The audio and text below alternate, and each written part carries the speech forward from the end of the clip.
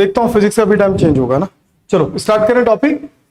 तो आज के टॉपिक में हम क्या, अच्छा प्रीवियस क्लासेस में अभी तक हमने क्या क्या बात किया, पहले थोड़ा रिकैप लेते हैं फिर आगे बढ़ते हैं, ठीक है।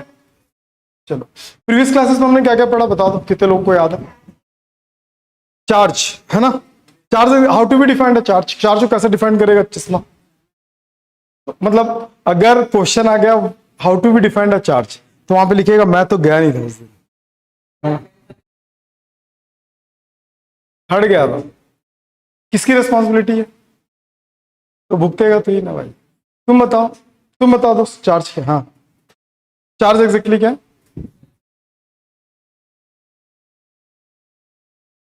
ठीक है गुड, कितने टाइप के चार्ज होते हैं वही बोलेगा, जिससे पूछूंगा वही बोलेगा। अगर मान ले कोई सब्सटेंस है मेरे पास, हाँ उसको मैं पॉजिटिवली चार्ज करता हूं तो उसका जो मास होगा वो इंक्रीज होगा कि डिक्रीज होगा, पॉजिटिव से डिक्रीज होगा पक्का, क्योंकि लोग मुंडी हिला रहे हैं इसलिए तो हाँ बोल दिया, ठीक है पॉजिटिव से डिक्रीज होगा। क्यों डिक्रीज होगा, इसका मतलब क्या रीजन है इसका, डिक्रीज क्यों होगा।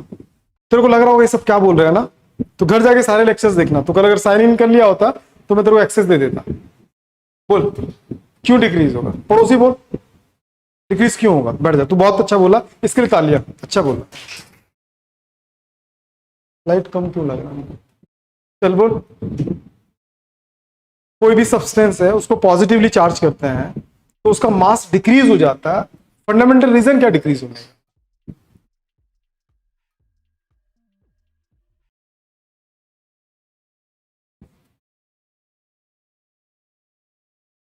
हेलो, हाँ जी, हाँ अभी थोड़ी देर में बात करना, मैं क्लास में हूँ, मैसेज ड्रॉप करो।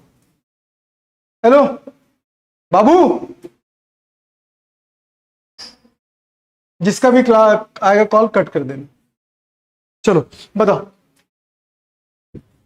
नहीं पता तो याद रखना, कोई भी सब्सटेंस को जब अपन पॉजिटिवली चार्ज करते हैं क्या होता है दोस्त, अरे उसको पूछ रहा हूं यार कैसा करता है तू, एक डोनेट करता है, हाँ पॉजिटिवली चार्ज करने का मतलब वहां से इलेक्ट्रॉन को हम निकाल लिया। अब जो चीज निकाल देंगे तो उसका वेट क्या होगा, वैसे भी मास कम हो जाएगा, ठीक है ना। तो चार्ज अपने पास दो तरीके के होते हैं, कौन सा, एक पॉजिटिव और एक नेगेटिव। आज हम बात करने वाले उसी डिसीजन को थोड़ा सा और आगे लेके कि बेसिक प्रॉपर्टीज ऑफ चार्ज क्या है। ये तो हम पढ़ लिए थे ना, ये सारा पॉइंट आपने नोट्स बना लिया है, ये बहुत इंपॉर्टेंट है और यहां से आपके क्वेश्चंस आएगा। देखो चार्ज के ना basic property of electric charge, electric charge के जो बेसिक प्रॉपर्टीज हैं वो कौन कौन सा है और किस तरीके से काम करते हैं। पहला होता है एडिटिव ऑफ चार्जेस, ठीक है, ये क्या होता है बहुत डिटेल्स में डिस्कस करने वाला है। सेकंड है क्वांटाइजेशन ऑफ चार्जेस, ये क्वेश्चंस आता है, इसका न्यूमेरिकल भी आएगा आपको एग्जाम में ना। थर्ड है law of conservation of charge, ये तो बहुत इजी है, अपन फर्स्ट इस पे बात करेंगे एडिटिव नेचर ऑफ चार्ज, ठीक है। तैयार हो, यस तो बोलो। डल रिस्पॉन्स है यार, खाना नहीं खाते तुम तो फिर डल रिस्पॉन्स क्यों आ रहा है। अब अगर मान लो एक सिस्टम है, सिस्टम समझते हो, सिस्टम किससे कंस्ट्रक्ट होता है, बहुत सारे पार्टिकल से मिलकर बनता है सिस्टम, ठीक है। तो अब अगर मान लो एक सिस्टम है ना, अगर मान लो इस सिस्टम में ऑलरेडी बहुत सिस्टम है, मतलब बहुत सारे क्या होंगे पार्टिकल, हर पार्टिकल पे चार्ज का वैल्यू डिफरेंट डिफरेंट हो सकता है। मान लो कि यहां पे क्या है, मान लो कि यहां पे +3 कूलम चार्ज है, ठीक है, यहां पे -2 कूलम चार्ज है और यहां पे +5 कूलम चार्ज। अगर मैं तुमसे पूछूं कि how many charge on the system, इस सिस्टम में टोटल कितने चार्ज है, और याद रखना सिस्टम क्या होना चाहिए, आइसोलेटेड होना चाहिए। क्या होना चाहिए, आइसोलेटेड। आइसोलेटेड का मतलब जो इंडिविजुअल होता है उसको आइसोलेटेड, क्लियर है। तो एक सिस्टम है, सिस्टम में बहुत सारे पार्टिकल है और हर पार्टिकल क्या कर रहा है, डिफरेंट डिफरेंट चार्ज अपने पास रखा हुआ है। अगर मैं बोलूंगा कि टोटल सिस्टम का कितना चार्ज है तो आप बताओ। तो सिमिलरली आप वैसे ही करते हो जैसे कि अगर मैं बोलूं कि मेरे पास एक बॉल है, उस बॉल का मास जो है ना 2 ग्राम है, कितना ग्राम है, या 20 ग्राम है, जो भी लेना, 12 ग्राम है, जो भी है। अगर 12 ग्राम का है तो मैं बोलूंगा कि इसके अंदर कितने बॉल्स रख दिए हमने 6 बॉल्स रखा है, और इनके कंपेयर में जो बैग है वो उसका मास नेग्लिजिबल है। बात को समझने की कोशिश करना। आप जब चावल खरीदने जाते हो तो चावल किसमें, वो एक पहले बैग में डालेगा, उसके बाद कहां पे रखेगा, जहां पे वो तोलना होता है। तो उस बैग का भी मास आप बोलते हो क्या, यार बैग तो जबरदस्ती का तोल रहा है, इसका भी मास के बदले दे, बोलते हैं क्या, क्यों नहीं बोलते, क्योंकि वो compare to this negligible mass होता है उसका, ठीक, तो यहां पे भी इसका जो मास है ना वो नेग्लिजिबल है। तो अगर मैं बोलूंगा कि यार एक बॉल का जो मास है वो 12 ग्राम है, तो टोटल कितने मास होगा इस बैग का, तो आप क्या बताओ? 12 इंटू 6 कर लोगे ना? तो कैसे किया, या फिर कैसे कर सकते हैं अपन? 12 प्लस अपन ऐसा भी तो कर सकते हैं ना, 6 कितने टाइम करेंगे? 6 टाइम करेंगे, तो अपना वैसे भी आंसर आ जाएगा। तो सिमिलरली इसको बोलते हैं एल्जेब्रिक सम। इसको क्या बोलते हैं? Algebraic sum. सिमिलरली अगर हमारे पास कोई सिस्टम है, उस सिस्टम में बहुत सारे चार्ज है ना, तो अगर मुझे नेट चार्ज निकालना है, क्या निकालना है? अगर नेट चार्ज निकालना है तो सिंपली मुझे क्या करना पड़ेगा? सारे चार्जेस को क्या करना पड़ेगा? एल्जेब्रिक सम करना पड़ेगा। ये एल्जेब्रिक सम का जो प्रॉपर्टी है, यही additive nature of the charge. कहीं पे भी अगर आपको नेट चार्ज निकालना तो क्या करना पड़ता? सिंपली जोड़ोगे, वेक्टर एडिशन नहीं आता, अर्थमेटिक नहीं आता, सिर्फ एल्जेब्रिक। ठीक है, जैसे यहां पे कितना हो जाएगा? +3 और -2 +5। बात समझ में आ गया? तो 3 - 2 +5 इट बिकम्स 8 और कितना हो जाएगा? 6 कूलम। बात समझ में आ गया? तो चार्ज कहीं पे भी हमको निकालना होगा तो हम क्या करते हैं? एल्जेब्रिक सम को यूज करते हैं। इस प्रॉपर्टीज को, इस क्या बोलते हैं, फिनोमिना को हम क्या बोलते हैं? Additive nature of charge. मेरी बात समझ में आ गया होगा? तो ज्यादा टाइम नहीं लूंगा, बहुत अच्छे समझ में आ गया। तो देख लो एग्जैक्टली इसका डेफिनेशन क्या है। ठीक है, तो देखो, if a system of 2 point charges, एक सिस्टम है जिसमें कितने चार्जेस हैं? 2 charges, Q1 and Q2। The total charge on the system obtained the simply the adding of the algebraic sum. Just a minute, algebraic sum. ठीक है,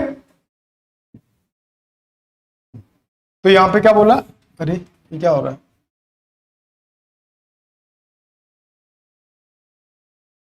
कई बार हो जाता है ऐसा ना।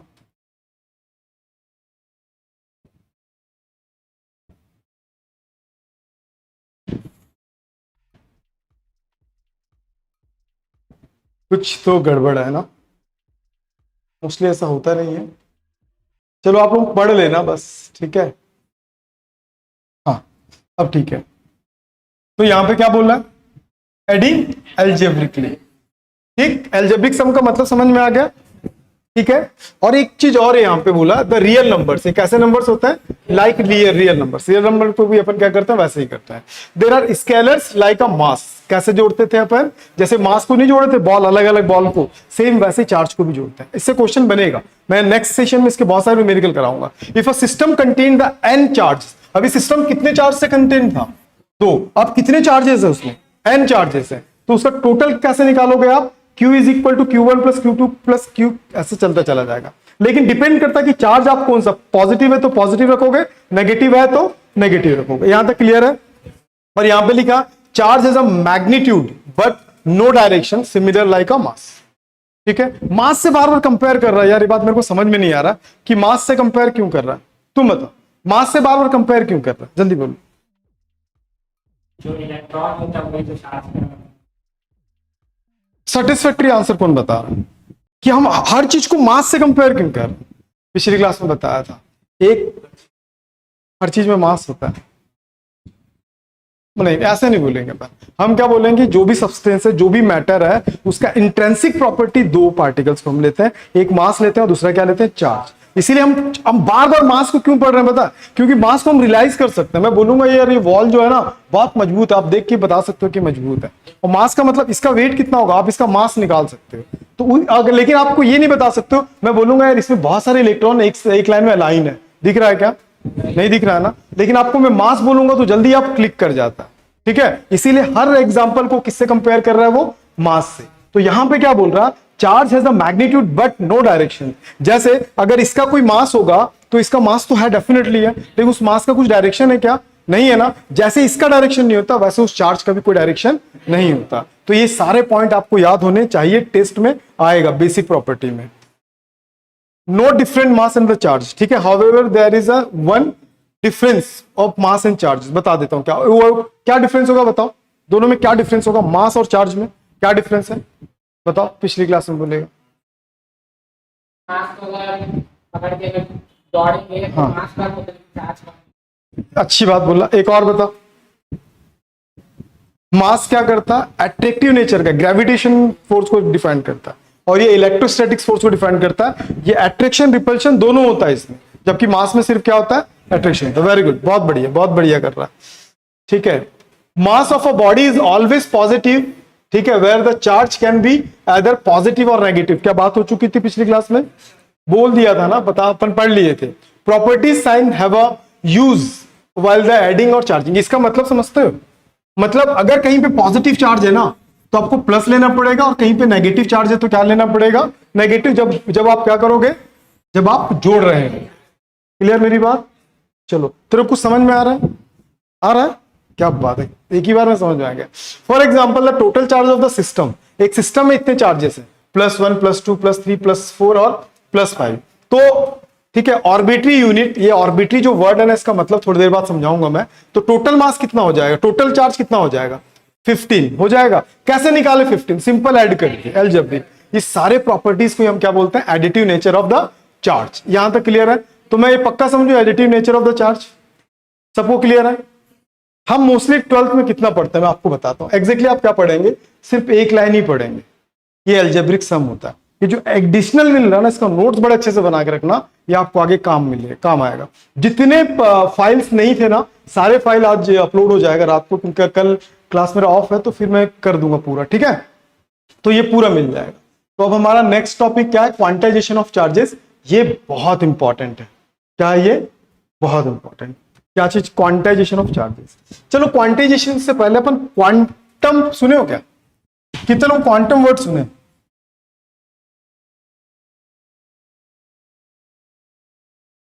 क्वांटम, क्वांटम क्या होगा? एक वर्ड, सोचते रहो, सोचते रहो। अच्छा, ऐसा है क्या? क्या बोल रहा है? हाँ, बढ़िया। क्या बोल रहा था, बोल फिर से, जोर से बोल।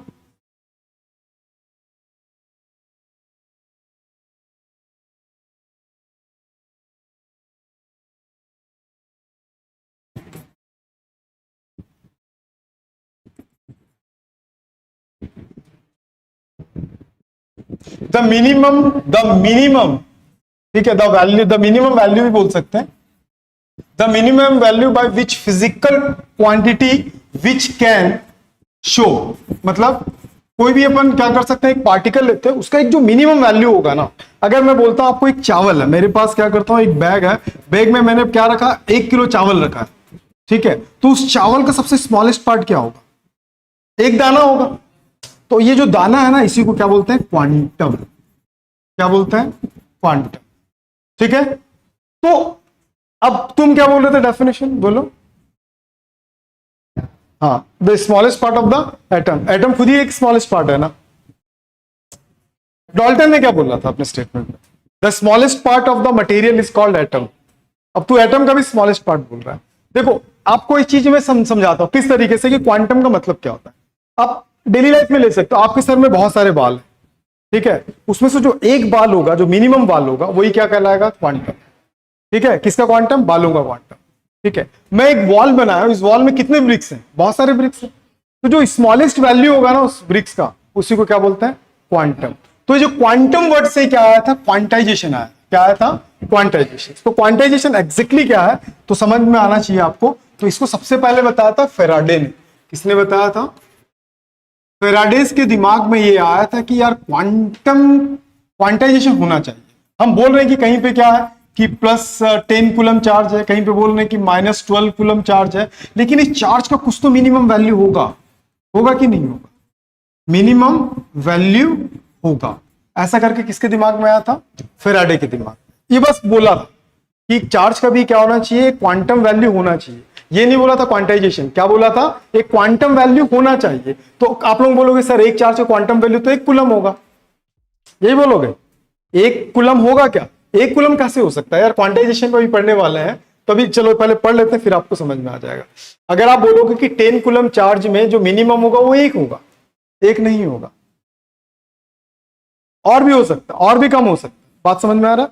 तो इसको लेके ना, इसको बस फेराडे ने बोला कि भैया मिनिमम होना चाहिए, बाकी बात आगे इन्होंने डिस्क्लोज नहीं किया। आगे चल के 1912 में, कब? आर ए मिलीकॉन, क्या नाम था इसका, आर ए मिलीकन, मिलीकन ऑयल ड्रॉप, सुनो नाम, ऑयल ड्रॉप एक्सपेरिमेंट किया। ये एक्सपेरिमेंट कैसा होता है, क्या होता है, पहले इसको समझते हैं, फिर क्वांटम के बारे में हम डिटेल्स में पढ़ने वाले हैं, ठीक है। तो पहले एक्सपेरिमेंट देख लो एग्जैक्टली क्या था। ये एक्सपेरिमेंट पहले 12th में था, लेकिन अब 12th से हटा दिया गया। ये एक चैम्बर है, एग्जैक्ट चैम्बर कैसा होगा, ऐसा करके होगा, ठीक है। इस चैम्बर पे इसने क्या किया, बस ऐसे लाइट बता रहा हूं, एक एक बार ये समझ जाना। इसने क्या किया, यहां पे इलेक्ट्रोड रखा, इलेक्ट्रोड समझते हो, इसको क्या किया पॉजिटिवली चार्ज, और इसको क्या किया नेगेटिवली चार्ज, और इन दोनों के बीच में ना एक पिलर रख दिया जो इंसुलेटेड होगा, क्योंकि दोनों के दोनों फिर क्या हो जाएंगे, न्यूट्रलाइज हो जाएगा ना, ऐसे, ठीक। अब किसी एक्सटर्नल सोर्स से, एक एक्सटर्नल सोर्स से इसको पॉजिटिवली चार्ज किया और नीचे वाले को क्या किया, नेगेटिवली चार्ज कर, मतलब ये प्लेट पॉजिटिवली चार्ज है और ये प्लेट क्या है, नेगेटिवली चार्ज। अब क्या होगा, इसके बाद उसने क्या किया, यहां गैप रखा। ये एक्सपेरिमेंट आपके 12th में था, लेकिन अब हट गया ना, ऐसा समझ लो, बस लाइट एक ही बार में समझ में आ जाएगा। ग्लिसरीन का नाम सुने हो, नहीं सुने हो? तो यहां पे ग्लिसरीन का ऑयल रखा, ठीक है, वो जल्दी स्टीम नहीं होता ग्लिसरीन ना। अब उसने क्या किया, हमको पता है कि पॉजिटिवली चार्ज है और एक है नेगेटिवली चार्ज। अब उसने क्या किया, पंप को जोर से दबाया, पंप को क्या किया, जोर से दबाया। दबाने से क्या होगा कि जो ऑयल ड्रॉप है ना तेजी से बाहर आएंगे, जैसे आप स्प्रे करते हो ना, तो कैसा होता है, ड्रॉप्स बाहर आते हैं ना, तो ड्रॉप्स आपस में क्या होगा, स्ट्राइक करेगा कि नहीं करेगा, स्ट्राइक करेगा तो क्या होगा, फ्रिक्शन हो रहा है, फ्रिक्शन से क्या होगा, चार्ज होगा, चार्ज होगा मतलब एक पार्टिकल पॉजिटिवली चार्ज होगा तो एक पार्टिकल क्या होगा, नेगेटिवली चार्ज होगा। यहां तक मेरी बात क्लियर है। तो उसके बाद उसने क्या किया, यहां पे एक माइक्रोस्कोप के बेसिस पे, किसके बेसिस पे, माइक्रोस्कोप से वो ऑब्जर्व करने लगा। क्या ऑब्जर्व करने लगा, अब आपको समझ में आ जाएगा। तो जैसे इसने ऐसे दबाया तो ऑयल के बहुत सारे ड्रॉप बहुत तेजी से आए। तो कुछ ड्रॉप क्या हो गए, पॉजिटिवली चार्ज हो गए, कुछ drop negatively charge, due to gravity सब नीचे आने लगे, सारे ड्रॉप कहां आने लगे, नीचे। यहां तक क्लियर है मेरी बात।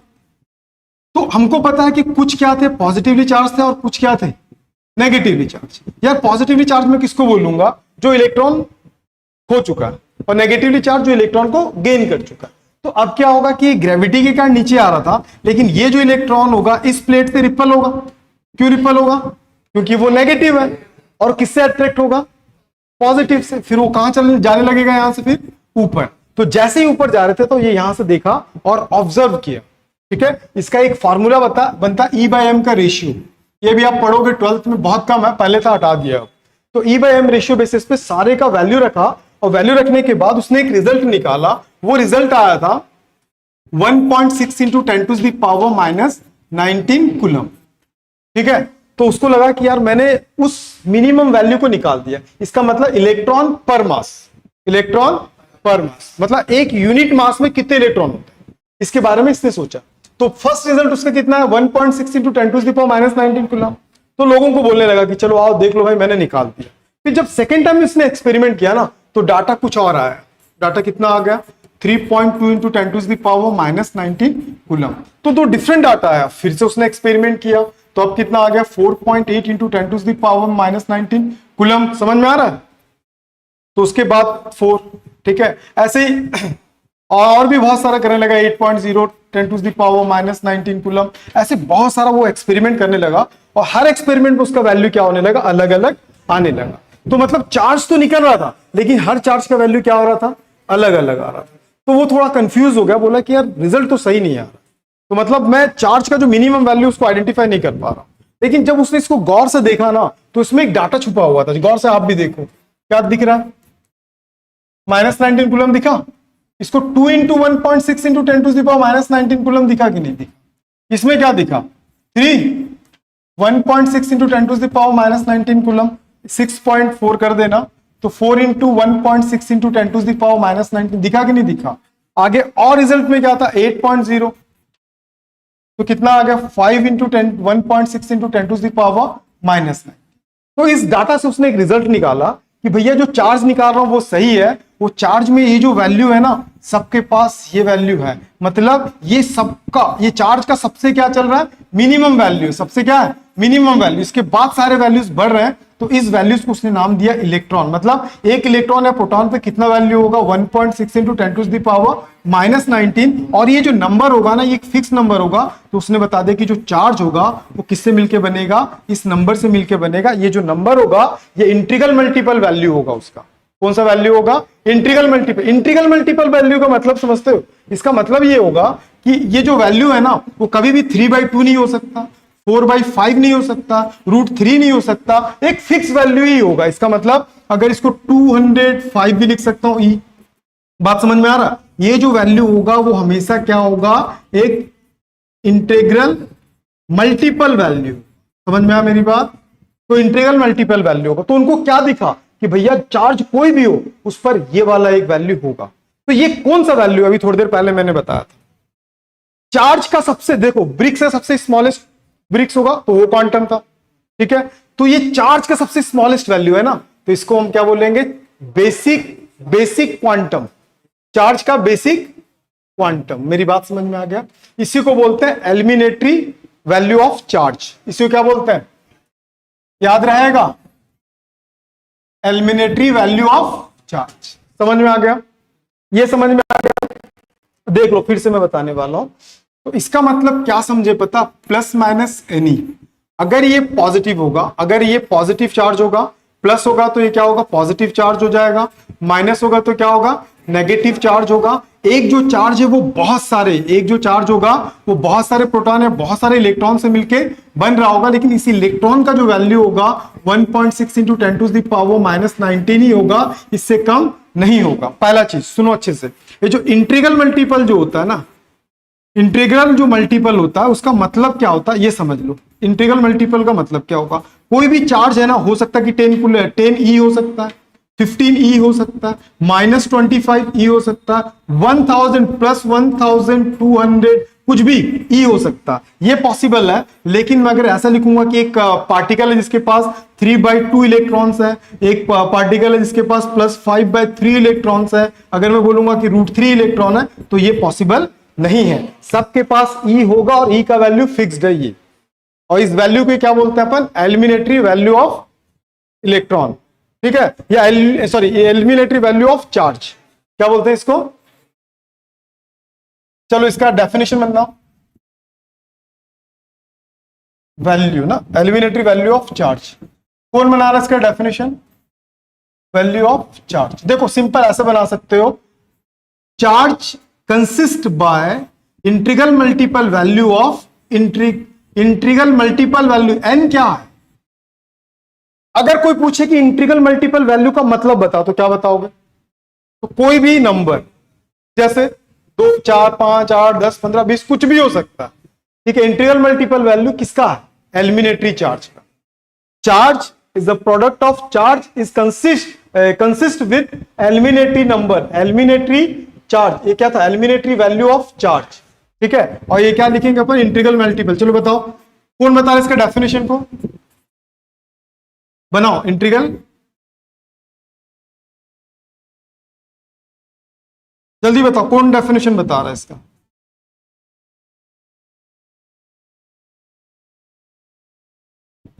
Multiple value of एलिमिनेटरी charge. चलो ये डेफिनेशन है यार, कौन बता रहा डेफिनेशन, यहीं से बनेगा डेफिनेशन। चार्ज किससे मिलके बना है, इंटीग्रल मल्टीपल वैल्यू किसका, एलिमिनेटरी charge. Charge is a integral multiple value of एलिमिनेटरी charge. कोई दिक्कत है क्या, चार्ज क्या है, चार्ज एग्जैक्टली क्या है, चार्ज जो है ना इंटीग्रल मल्टीपल वैल्यू है किसका, एलिमिनेटरी चार्ज। यार ये इंटीग्रल मल्टीपल वैल्यू का मतलब तो समझा दो मेरे को थोड़ा सा, इसका मतलब क्या होगा इंटीग्रल मल्टीपल वैल्यू का, ये वर्ड क्यों जोड़ रहे हैं अपन इसमें। हम तो ये भी बोल सकते हैं ना कि charge is consist with lots of electron lots of proton, बोल सकते हैं ना, बहुत सारे इलेक्ट्रॉन बहुत सारे प्रोटॉन से मिलकर बना, ऐसा बोल सकते हैं ना। ये इंटीग्रल मल्टीपल वैल्यू क्यों जोड़ रहे हैं यहाँ पे, इसलिए जोड़ रहे हैं क्योंकि ये जो वैल्यू है ना एक फिक्स नंबर रहता है, ठीक है, ये पार्शियल नंबर नहीं रह सकता। बात समझ में आ रहा है, तो कौन बता रहा डेफिनेशन, अभी बोलोगे तो कॉन्फिडेंस आपका बूस्ट होगा और आगे तो बहुत सारा बताना ही है। बताओ कौन बता रहा डेफिनेशन, एक और बताओ ना, सिंपल तो है ना। Charge is integral multiple value of एलिमिनेटरी charge. क्या एलिमिनेटरी को अपन क्या बोलते हैं भैया, ध्यान रखो, इसको बोलते हैं बेसिक, क्या बोलते हैं, चार्ज बेसिक क्वांटम या बेसिक क्वांटम ऑफ चार्ज। बात समझ में आ गया? ये जो क्वांटम जो वर्ड है उसका मतलब समझ में आया क्या है कि चार्ज का सबसे जो मिनिमम वैल्यू। क्लियर हो गया? बन जाएगा डेफिनेशन। चलो बोलना चालू करो, कौन बोल रहा है? एक टेबल से हर टेबल से एक जन बोलेगा। तू बोल भाई।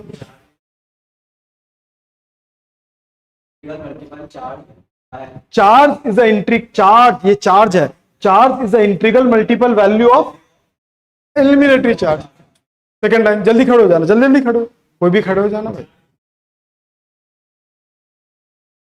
क्या एलिमिनेटरी?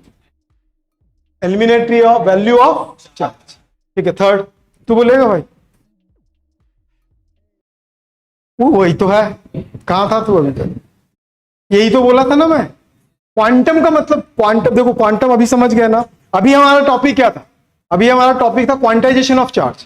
क्वांटाइजेशन ऑफ चार्ज में हम क्वांटम क्यों पढ़े? क्योंकि आज के बाद तो पूरी फिजिक्स में कहीं पे भी क्वांटम बढ़ाएगा ना तो तेरे दिमाग की बत्ती जल जाएगी, ये किसी भी चीज के स्मॉलेस्ट वैल्यू के बारे में बोल रहा है।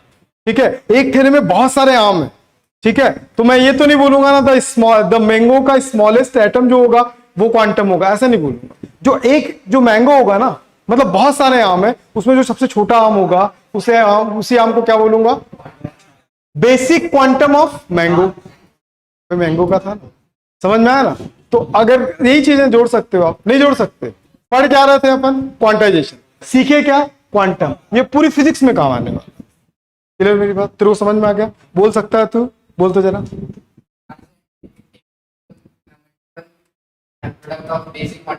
हाँ, को प्रोडक्ट भी बोल सकते हैं क्योंकि यहाँ पे मल्टीप्लाइड है। ठीक है, और पीछे लाइन से कौन बोल रहा? चश्मा बोल, ट्राई तो कर तू। अबे है तेरे अंदर एक फिजिसिस्ट, बोल। अभी क्यों नहीं? आज सैटरडे इसीलिए। टाइम चेंज करूँ वो चलेगा ना? मेरे को प्रॉब्लम है, यूट्यूब बिल्कुल ध्यान नहीं दे रहा हूँ दोस्त। आज जो भी है यूट्यूब की वजह से ही यहाँ पे हूँ। ये सारा चीज जो है ना यूट्यूब की वजह से ही है, और उसको बिल्कुल मैं क्लासेस नहीं डाल रहा हूँ। तो देखते हैं, टाइम चेंज होगा, मंडे से नोटिफिकेशन आएगा। पीछे बताओ।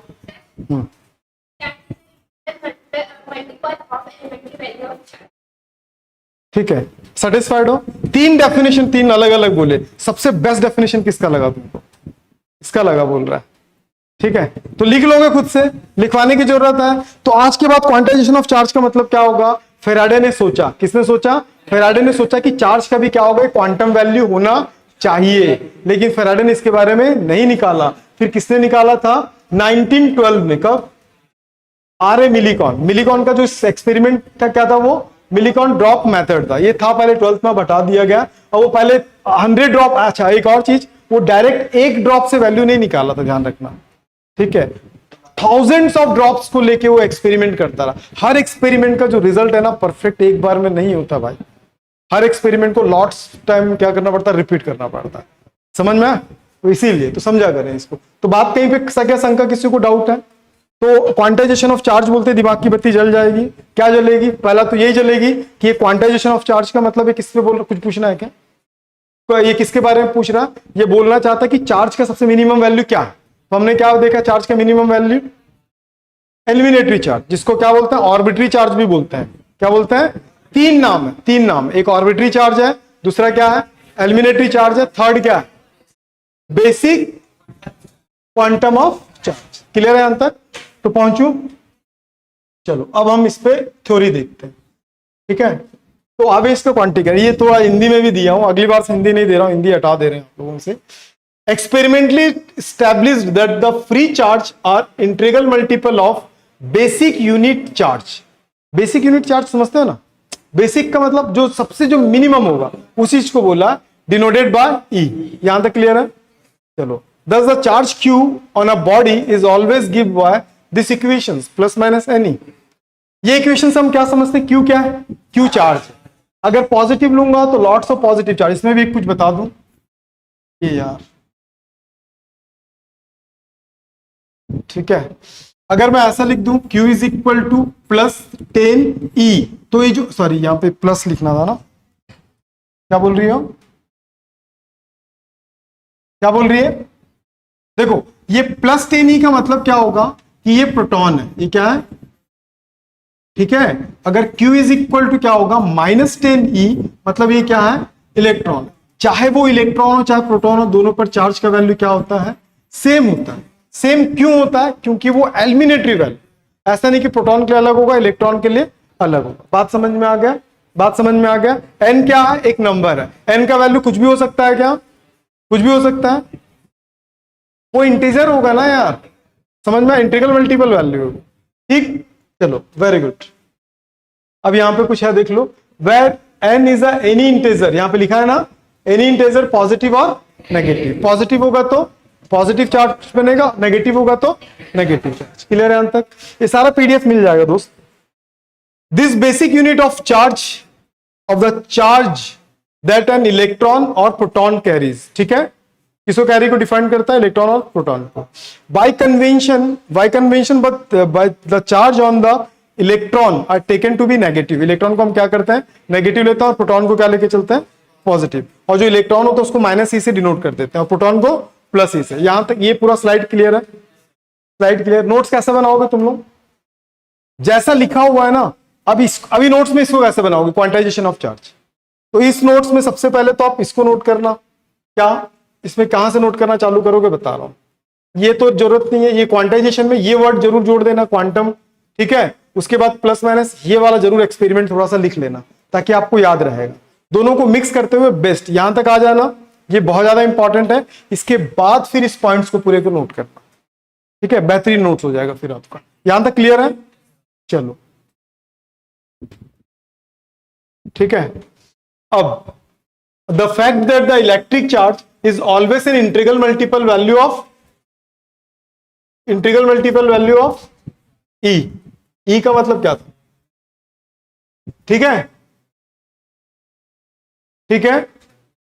There are the large number of situations of physics where the certain physical quantities are quantized. Quantized का मतलब समझ में आया? जो बस उसमें उसके स्मॉलेस्ट वैल्यू को बताता है। The quantization of charge was the first suggested by the law of discovered. कौन था, फेराडे नहीं लिखा है क्या, फेराडेज। फर्स्ट टाइम किसने सजेस्ट किया था, फेराडेज। दिक्कत है कहीं पे, ये सारी चीजें आपको बुक्स में नहीं मिलेगा, ये सारी चीजें आपको बुक्स में नहीं मिलेगा, तो इसीलिए बुक नहीं खरीदना, सारा नोट सही से मिलेगा। It was experimentally demonstrate by the Millikan in the 1912, याद रहेगा, हो जाएगा, इतना बहुत है। In the international system SI unit of the charge is called the coulombs, है ना, और denoted by C, capital C। सारा स्लाइड कंप्लीट है, डाउट है कहीं पे, तो इतना बड़ा बैग लेके क्यों आ रहा है, ठीक है। चलो यहां तक क्लियर है, स्लाइड्स देखेंगे, बात नहीं करेंगे, सारा कंप्लीट है यहां तक। किसी को किसी पॉइंट पे डाउट, क्लियर है, कितने पॉइंट हो गए, कितने पॉइंट हो गए, क्या ये सारे पॉइंट आप टेस्ट में लिख पाएंगे, नहीं लिख पाएंगे। इधर कितने पॉइंट थे, 5 6 7 8 10 के आसपास है ना, कर लेंगे। A coulomb is defined as the unit of in the terms of the electric current, ठीक है, in the terms of the पढ़ लो पूरी चीजें, सिंपल बेसिक चीजें हैं, ठीक है। करंट का यूनिट क्या होता है, एम्पियर, पढ़ेंगे थोड़ा सा डिस्कस, इसको करेंगे थोड़ी देर के बाद। ई का वैल्यू इतना होता है, ध्यान रखो कितना होता है, 1.602 10⁻19 कूलम, ठीक है। This is a universal constant, ये क्या है, इसका मतलब हमेशा कांस्टेंट रहेगा, ऐसा कि या कहीं पे भी जाओ, यूनिवर्स का मतलब ही क्या होता है, पूरे यूनिवर्स में कहीं पे भी जाओ इसका वैल्यू यही रहेगा। ऐसा नहीं कि अमेरिका में गया तो बोले कि मेरे यहाँ का इलेक्ट्रॉन इतना होता है और उनके यहाँ हंस रहा है, ठीक है। तो समझ में आ गया ना। 10 there is about of the, ये तो बताऊंगा अभी मैं, इलेक्ट्रॉन इन द चार्ज 1। अच्छा इसके बारे में देख लो ना, एक कूलम में कितने इलेक्ट्रॉन्स होते हैं, ये थोड़ा सा मिस्टेक है, मैं आपको करेक्शन करके दे रहा हूं। एक छोटा सा चीज हम देख लेते हैं। अगर ना ए पूछता है, हमने तो पढ़ लिया ना, Q इज इक्वल टू क्या होता है, Q is equal to ±NE, ठीक है। अगर कोई बोलता है यार एक कूलम चार्ज में, क्या बोलता है, एक कूलम चार्ज में हाउ मेनी इलेक्ट्रॉन्स, अभी थोड़ी देर पहले हमने बोला था ना कि यार हम किसी के पास अगर चार्ज है +10 +10 चार्ज है, तो हम इसका मिनिमम वैल्यू कितना होगा? +10 कूलम चार्ज है, तो मिनिमम वैल्यू कितना होगा? 1 कूलम। मिनिमम 1 कूलम नहीं, क्यों नहीं होगा? देखो 1 कूलम में कितने इलेक्ट्रॉन्स होते हैं या कितने प्रोटॉन्स होते हैं? तो n इज इक्वल टू क्या होगा? Q बाय क्या होगा? E। ठीक है, Q का वैल्यू कितना है? 1 कूलम बोला। E का वैल्यू 1.6 इंटू 10⁻⁹ जब इसको डिवाइड दे दोगे ना तो 6.25 इंटू 10⁻18 इलेक्ट्रॉन्स। 1 कूलम चार्ज में अगर कहीं पे 1 कूलम चार्ज है मतलब उसके पास कितने इलेक्ट्रॉन है? मतलब 10⁻18 कितना होगा? कितना होगा सर 10⁻18? सोचो ना, अरे सोचो कितना बड़ा वैल्यू। कोई बताएगा? बता देना भाई जो बताना चाहेगा। 625 पॉइंट नहीं है कहीं पे भी, हाँ पॉइंट कहीं पे भी नहीं है। 625 और 16 टाइम ना,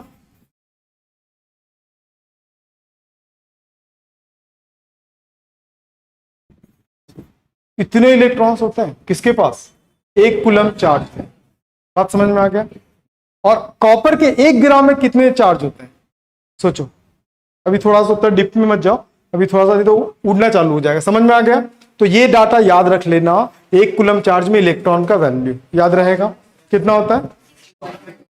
6.25 इंटू 10⁻18। कम है कि ज्यादा है कि बहुत ज्यादा? अच्छा, किसी ने बोला था, पता है अब एक अच्छी चीज याद आ गई तो मैं बता रहा हूं। किसी ने बोला है कि अगर इलेक्ट्रॉन तो है ना, इलेक्ट्रॉन तो है, इलेक्ट्रॉन का मास भी कंफर्म है अपने को 9.1 इंटू 10⁻31 kg। ठीक है, अगर मैं पूरे यूनिवर्स का सारे इलेक्ट्रॉन को अगर इकट्ठा कर दूं तो कितना बड़ा? एक रूम भर जाएगा कि नहीं भरेगा? एक एप्पल की एक लेमन, एक जो लेमन होता है ना, पूरे यूनिवर्स का जितने भी इलेक्ट्रॉन को मिला दोगे तो एक लेमन के आसपास उसका मास होगा। समझ में आया? बात समझ में आ गया? तो ये सारी चीजें आपको पता होना चाहिए था। तो ये क्लियर है? ये क्लियर है? बढ़ू आगे? कोई दिक्कत यहां तक? नोट करने की जरूरत तो नहीं है ना क्लास में? क्लास में कोई नोट कर रहा है क्या? तो करने की जरूरत है क्लास में नोट, घर पे कर लेना। The proton and electron are the only basic charge in the universe, the all the observe the charges have a integral multiple of the electrons. कुछ और चीजें बताऊंगा वो भी ध्यान रखना। इसका मतलब समझ में आ रहा है? इसका मतलब समझ में आ रहा है? Does a body contain -ne electrons and protons, the total अपन कैसे निकालेंगे? सिंपल, पता है ना दोनों के पास सेम। अरे टोटल कैसे निकालोगे? मैं बोलूंगा यार n1 इलेक्ट्रॉन है, प्रोटॉन है कि इलेक्ट्रॉन है, चलो इलेक्ट्रॉन, इसको नेगेटिव ले लेना। और क्या बोलूंगा कि n2 क्या है? प्रोटॉन है। तो टोटल में क्या कॉमन दिख रहा है? E तो होगा ना। ऐसे क्यों जोड़ा? थोड़ी देर पहले तो पढ़े थे, ये क्या है? ये चार्ज Q1 है, ये क्या है? चार्ज Q2 है। तो जोड़ेंगे क्यों ऐसे? क्योंकि हमने पढ़ा था कि अलजेब्रिक सम होता है, एडिटिव नेचर में पढ़े थे भी उसको, तो इसीलिए हम क्या करते हैं डायरेक्ट निकाल ले रहे हैं। समझ में आ गया? और एक बात और याद रखना, since n1 and n2 are integer number, मतलब इसका जो वैल्यू है ना वो भी हमेशा क्या होगा? इंटीजर। यार बचपन में हम पढ़े हैं ना, 4 - 2 कितना होगा? 2.5, 2 ही होगा ना। तो ये जो इंटीजर को माइनस करोगे तो क्या होगा? समझ में आ गया मेरी बात? चलो ये सारी बातें आपको ध्यान पे रखना चाहिए, लेकिन ये जब पॉइंट बन के आता ना तो थोड़ा कंफ्यूज हो जाते हैं। ठीक, तो thus the charge on any body is always integral multiple of E and can be increased also the steps of E। E के फॉर्म में क्या होगा? इंक्रीज होगा। बाकी सब पढ़ लेना। माइक्रोकुलम देखो, अभी थोड़ी देर पहले बताया था मैं, एक चार्ज के पास कितने इलेक्ट्रॉन, मतलब 1 कूलम में कितने इलेक्ट्रॉन होते हैं? 6.25 इंटू 10⁻। ये बहुत ह्यूज वैल्यू है कि लोएस्ट वैल्यू? बहुत हेवियर वैल्यू है ना। इसीलिए हम जब भी चार्ज को लेते हैं ना तो जो परफिक्स होता है, जो सफिक्स होता है, क्या milli, centi, deci, micro, nano, pico, femto, उसको यूज करते हैं। इसीलिए हम बेसिकली क्या यूज करते हैं? माइक्रो। तो मैं वैल्यूज लिख दे रहा हूं, अगली क्लास में पूछूंगा तो याद रखना। तो हम जब मिली कुलम यूज करेंगे ना तो 10⁻³ कुलम होगा, नैनो कुलम यूज करेंगे तो 10⁻⁹ कुलम होगा, माइक्रो कुलम होगा तो 10⁻⁶ कुलम होगा। ये सारा वैल्यूज। अगर आपको कोई पूछे कि भैया इसको क्यों यूज कर रहे हैं तो बता सकते हो कारण, इसका यूज क्यों कर रहे हैं अपन? नैनो क्या बोलते हैं, पीको, क्या नाम है, मिली, नैनो, माइक्रो क्यों यूज कर रहे हैं? क्योंकि उसका चार्ज बहुत बड़ा होता है, इसलिए हम क्या करते हैं? उसको परफिक्स से यूज करते हैं। ठीक, यहां तक क्लियर है? चलो, द लॉ ऑफ कंजर्वेशन। अब हमारा नेक्स्ट टॉपिक क्या होगा? The law of conservation. मैं लॉ ऑफ कंजर्वेशन समझा देता हूं, तो ये क्लियर है ना? बढ़ू आगे। चलो, तो लॉ ऑफ कंजर्वेशन पे थोड़ा सा ध्यान देते हैं। लॉ ऑफ कंजर्वेशन को मैं 2 स्टेप में समझाऊंगा। सबसे फर्स्ट, तैयार हो? सबसे पहले आइसोलेटेड सिस्टम, मतलब एक सिस्टम है, ऐसा करके सिस्टम है, उस सिस्टम में कुछ पार्टिकल्स है, उस सिस्टम में क्या, कुछ पार्टिकल्स है। कोई दिक्कत? कोई दिक्कत? क्या हुआ? घर जाना है किसी को? फिर क्या बोल रहा है? क्लियर हो गया क्वांटाइजेशन? कितने लोगों को फील आ गया? कितने लोग इसका नोट्स अभी बना सकते हैं बिना देखे? बाकी लोग क्या सो रहे हैं भाई? कुछ ही बना लेगा? कुछ क्यों, बाकी सब तो क्लियर हो गया होगा यार। कभी सोचो कि डॉक्टर्स जो होते हैं सारे दवाई का नाम याद कैसे रखते हैं, क्यों रखते हैं? सोचते हो कभी? सोचो कभी? जो बाय वाले तो स्पेशली सोचे होंगे ना कि यार उसके पास कोई भी मरीज आया तो एकदम लिख कर दे देता है, फॉर्मूला से याद रखते हैं। मतलब इतने सारे दवाई का नाम तो याद रखते हैं ना। बेसिकली एज अ पेशेंट मैं यही सोचूंगा यार इसको सबका दवाई का नाम याद रख लेता है, तो क्यों रख लेता है? याद रखना, हमारा जो ब्रेन है ना वो 2 टाइप का होता है, एक लेफ्ट ब्रेन और एक क्या होता है, राइट ब्रेन। तो जो लेफ्ट ब्रेन होता है वो इरेज है, मतलब इरेज जो अपन करते हैं ना बच्चे लोग, राइट एंड इरेज, वो वाला ब्रेन। और जो राइट ब्रेन होता है ना वो कलरफुल चीजों को क्या करता है, याद रखता है। मेरी बात समझ में आ गया? अगर मान लो तुम्हारा एक्सीडेंट बचपन में हुआ होगा किसी लाल कार के साथ, तो तुम मरते तक याद रखोगे कार तो लाल कलर का था। ठीक है, क्यों? क्योंकि कलर को हम जल्दी भूलते नहीं। तो यहां पे हम किससे पढ़ रहे हैं? कलर से पढ़ रहे हैं। तो ये चीजें आपको जल्दी याद होना चाहिए, और जैसा एफर्ट लगा रहा हूं मैं इसको पढ़ाने में, वैसे ही एक्सपेक्ट करता हूं कि एफर्ट लगाओगे आप टेस्ट देने में। समझ में आया मेरी बात? चलो, तो उम्मीद करता हूं टेस्ट दोगे। ठीक है, चलो मान लो एक सिस्टम है, ये सिस्टम क्या है? आइसोलेटेड सिस्टम है। सिस्टम कैसा है? आइसोलेटेड सिस्टम है। चलो, इस सिस्टम के पास, इसके पास कितना था? 5 कूलम चार्ज था, इसके पास 6 कूलम चार्ज था, और इसके पास -2 कूलम चार्ज। ठीक है, the net charge on a system कितना होगा? 5 + 6 - 2 मतलब 9 कूलम था। 9 कूलम था। आपको पता रूम टेम्परेचर पे ना, आगे पढ़ोगे ड्रिफ्ट वेलोसिटी वगैरह, जो नेक्स्ट 3rd चैप्टर में आओगे तब पढ़ोगे, रूम टेम्परेचर पे ना जो फ्री इलेक्ट्रॉन्स होते हैं, फ्री इलेक्ट्रॉन्स और बॉन्डेड इलेक्ट्रॉन्स, ध्यान पे रखना। फ्री इलेक्ट्रॉन्स किसको बोलते हैं? जो एटम के आउटर मोस्ट सेल में जो इलेक्ट्रॉन्स होता है और जो कैपेबल होते हैं किस चीज के लिए, जो लूजली बाउंडेड होते हैं, उसको हम क्या बोलते हैं? Free electrons. ठीक है, तो थोड़ा समझ में आएगा। तो अगर मान लो एक सिस्टम है, इस सिस्टम में कुछ रूम टेम्परेचर पे कुछ हलचल हो रहा है। क्या हो रहा है? Room temperature. आपको अभी किस टेम्परेचर पे? रूम टेम्परेचर पे। तो रूम टेम्परेचर पे क्या होता है? इलेक्ट्रॉन्स जो होते हैं ना वो जिग जैग मोशन करते हैं, मतलब कहीं पे भी जाके आयन से क्या करते हैं? स्ट्राइक करते रहता है। तो मान लो कि ये क्या करता है कि थोड़ी देर के बाद एक सिस्टम से जाके स्ट्राइक करता है और एक कुछ इलेक्ट्रॉन लूज कर देता है। इसके पास कुछ इलेक्ट्रॉन्स लूज कर देता है। ये ऐसा था, ये ऐसा था, और ये ऐसा था। ठीक है, ये क्या कर रहा है? इसके पास कितने थे? 5 थे ना? कितने थे? 5 थे ना? वो एक ठोक इसको दे दिया, तो कितना हो गया? ये 7। और ये किसी को कुछ भी नहीं दिया। समझ में आया? अब मैं नेट अगर चार्ज निकालूंगा तो क्या हो? 4 + 7 - 2 तो कितना हो गया? फिर से 9 हो गया। समझ में आया? तो इसका चार्ज क्या है? अगर आइसोलेटेड सिस्टम है ना तो चार्ज हमेशा उसका क्या रहेगा? कंजर्व रहेगा। यही बताता कंजर्वेशन लॉ ऑफ चार्ज। ठीक है, तो इसका मतलब ये नहीं कि चार्ज डिस्ट्रॉय नहीं होता है और चार्ज को क्या नहीं कर सकते हैं, कहीं पे इंड्यूस नहीं कर सकते। ठीक है, ये हम आइसोलेटेड सिस्टम के लिए बताया। एक और होता है इंडक्शन बेस्ड। क्या होता है? इंडक्शन। इंडक्शन का मीन क्या होता है कि मान लो मेरे पास एक स्फीयर, ठीक है, जितने पॉजिटिव होंगे उतने नेगेटिव होंगे, प्लस माइनस सब बैलेंस्ड होंगे ना। कितने हो गए? 4 5, ये ऐसे बैलेंस्ड है। ठीक, अब मैं क्या करता हूं, इसके पास एक चार्ज रॉड लेके आता हूं। ये रॉड क्या है? चार्ज्ड है। ठीक है, अब क्वेश्चन आता है कि कैसा चार्ज है, पॉजिटिव है कि नेगेटिव? तो मान लेता हूं कि ये नेगेटिवली चार्ज है या पॉजिटिवली चार्ज है। ये पार्टिकल, जो रॉड है वो कैसा चार्ज है? Positively charge. तो क्या होगा इसके बीच में? अब यहां पे होगा इंडक्शन। क्या होगा? क्या होगा? इंडक्शन। क्या नाम सुना इंडक्शन का पहले? इंडक्शन को कैसे डिफाइन कर पाओगे? बिना छुए किसी को कोई चीज दे देना, वो होता है इंडक्शन। क्लास में देखियो एक लड़का करता तो दूसरा भी क्या करना चालू कर देता। टीचर कभी किया ऐसा? नहीं करता टीचर। आप लोग मान लो करते हैं ना? करते हैं कि नहीं करते? कोई भी करता होगा तो आप भी उसको देख के क्या करते होंगे, हाँ करते हैं। क्या वो आपको छू के देता है कि बोलता है भाई मैं, या फिर ऐसा भी होता है ना क्लास में कि एक बच्चा छींक रहा है, थोड़े दिन के बाद आप भी क्या करना चालू कर देते हो, छींकना, तो वो फिनोमिना ही को अपन क्या बोलते हैं, इंडक्शन। तो ये इसको टच नहीं कर रहा है, ये जस्ट इसके पास लाके रखेंगे ना, तो ये क्या करेगा पता है, ये इसके सारे नेगेटिव को अपनी ओर अट्रैक्ट करेगा, और जितना वो नेगेटिव को अट्रैक्ट करेगा उतनी पॉजिटिव को क्या करेगा, रिपेल करेगा। मेरी बात समझ में आ गया? क्या पोजीशन चेंज हुआ? पोजीशन चेंज हुआ ना, लेकिन पोजीशन चेंज होने से पहले, इससे पहले ये क्या था, ये न्यूट्रल था, नेट चार्ज इस पे कितना था, 0, जितने पॉजिटिव उतने नेगेटिव। बाय इंडक्शन, इंडक्शन के बाद भी क्या हो रहा है, नेट चार्ज इस पे क्या है, क्यों 0? क्योंकि अभी भी जितने इलेक्ट्रॉन उतने प्रोटॉन। तो इसी को क्या बोलते हैं, conservation law of charge. Clear है मेरी बात? दो तरीके समझ लिए। अब इसको थोड़ा थ्योरेटिकली अपन देख लेते हैं, ठीक है।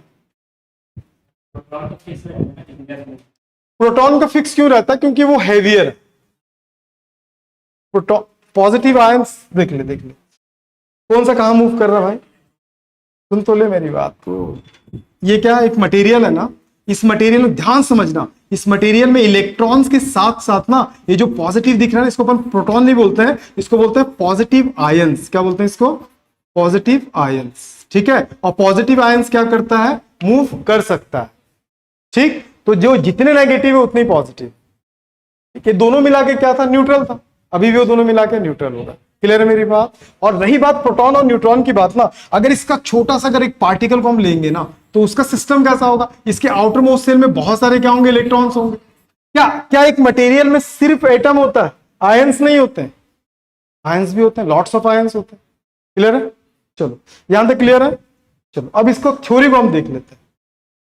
अब इसकी थ्योरी को देख लो फटाक से, फिर ये ज्यादा इंपॉर्टेंट नहीं है ये वाला ना, बेसिक। अगर सीबीएसई वाला कोई नहीं है ना इसमें, नहीं है ना, अब आने वाले सीबीएसई वाले।